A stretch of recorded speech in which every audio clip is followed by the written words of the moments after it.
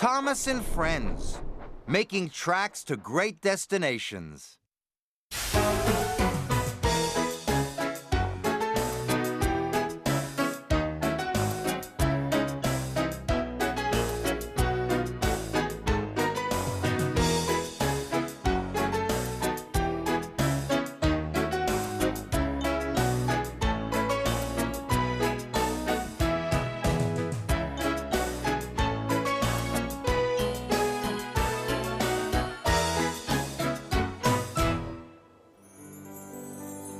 The island of Sodor is surrounded by beautiful blue sea.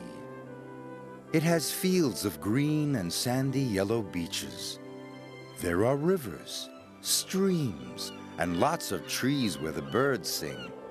There are windmills and a coal mine, and docks where visitors to the island arrive. The island also has lots and lots of railway lines. Who's that puffing down the track?